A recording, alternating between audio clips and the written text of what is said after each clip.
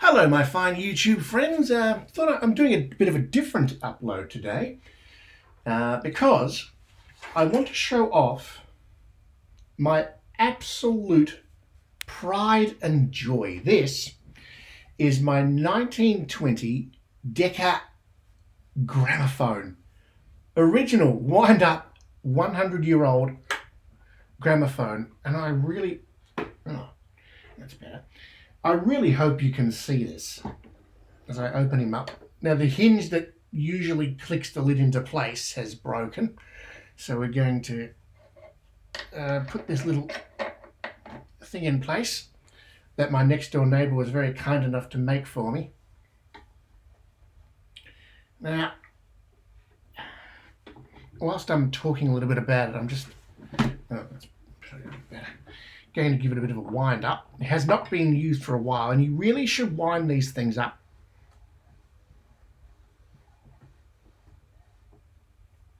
And see it's spinning away there. Actually, I'm going to...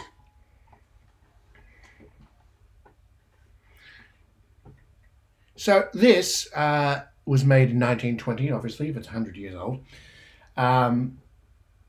As far as I know, it's all still the original parts, and you can tell it's been a bit battered.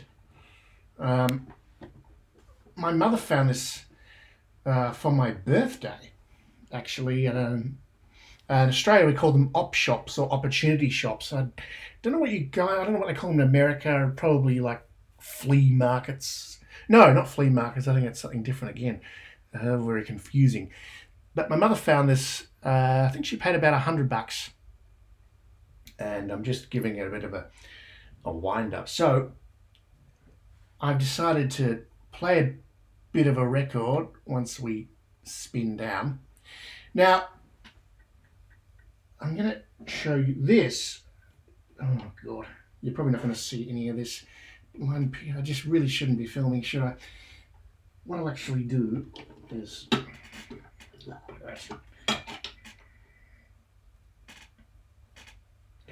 So, for those who don't know how a gramophone works, you've got this little round unit here, and a needle goes into the end of this. I've got a screw in there to try and keep the needle in because I'd lost the little bar was missing. It vibrates through this little speaker assembly down into the pipe that this thing screws into, that I'm now going to try and put it on again. And it then goes through to a horn. This one, they call them hornless gramophones. They're not really hornless. It's just that these ones don't have a big, fat, ginormous horn that sticks out. And for those who might be wondering where the old saying, put a sock in it, comes from, it comes from the gramophone. Because sometimes it can be really loud and people would stuff a sock in it to, keep the sound lower. Oh God, I hope this is the right way. Now, you're probably all thinking, Jesus, just play a goddamn record on this thing, will you? Now, this screw is really small, so I don't want to lose it. So I'm going to put that here. I wish I had a magnet or something. I'm going to pull out the needle from a needle bin. I've brought a few needles off eBay, actually, different thicknesses. It will be a bit louder than what it should be because I don't have any original acoustic 78 RPM records. Mine are all electronic recordings, so I'm sorry about that. It's not going to give you a good representation. Do I have two needles there or one? I do have two. All right, I have a bit of a thicker needle. Now I've shoved an old singlet into the back assembly of this gramophone. And you slide the needle into its little hole. Ow. You make sure it's in there. I find my little screw. And I really cannot lose a screw. I don't have any others of the same size that fit this little hole.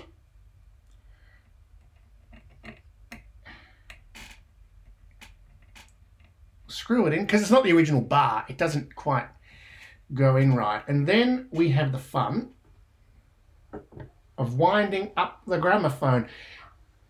And you had to do this before every playing of the record usually. Now the secret is you wind it until you get some resistance. You don't want to push beyond that point. You don't want to get an extra turn into it,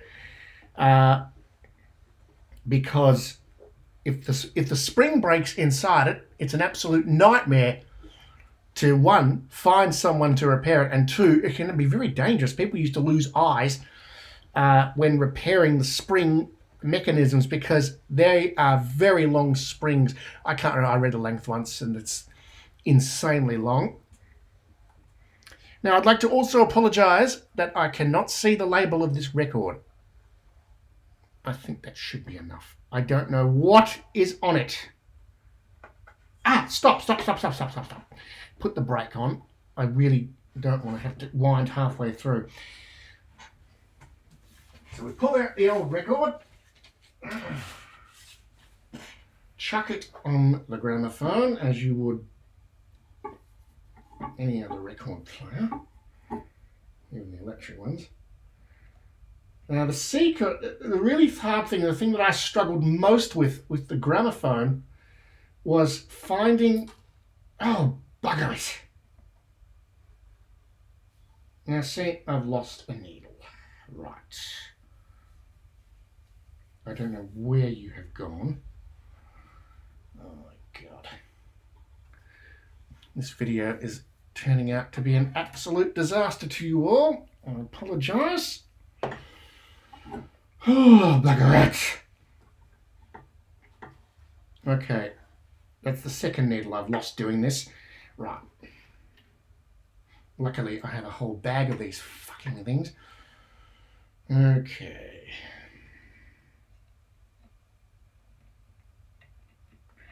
So we're going to load it in.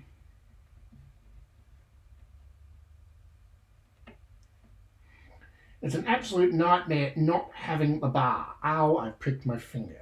It hurts. And then trying to stop the damn thing sliding out. Now I've lined it on the record, and the key is getting the exact right angle of the needles. That's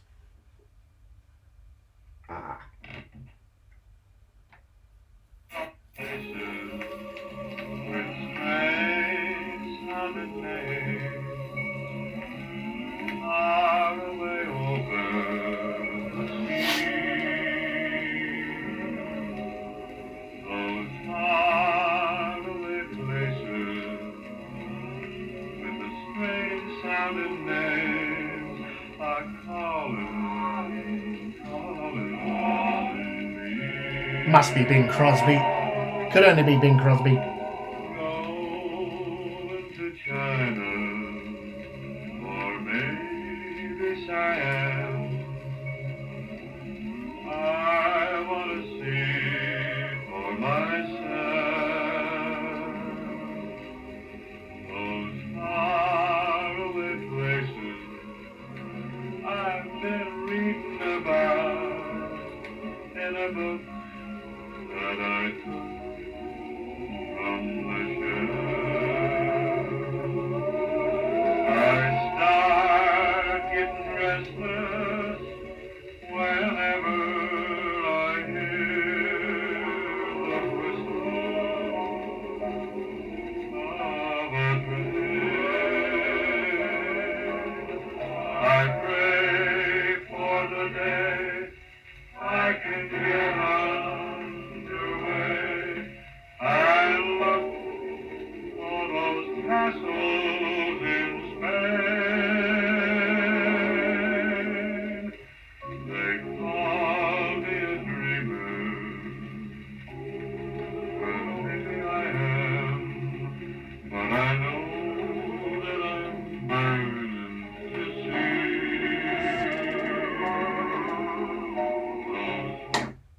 I think that gives you some idea of Mr. Gramophone. There was something I was going to say before I started this. I don't remember what it was. But it can be really difficult to actually get the positioning right. It caused, when I first got this gramophone, it took me hours. It is very loud still, even with a singlet stuffed into that horn, into the horn section. It's not something you could ever play. I'm going to let it wind down now. You could never let it, so you can never play it when everyone else is in bed. It's not, but it is my absolute pride and joy. I love this thing so much. It was probably one of the best birthday presents my mother ever got for me. It was an absolute surprise, and the neighbour fixed it all up for me and got it all working. So there you have it, ladies and gentlemen. That is my 1920 Decca gramophone, and I hope to God you saw at least some of it, because I'm a terrible filmer.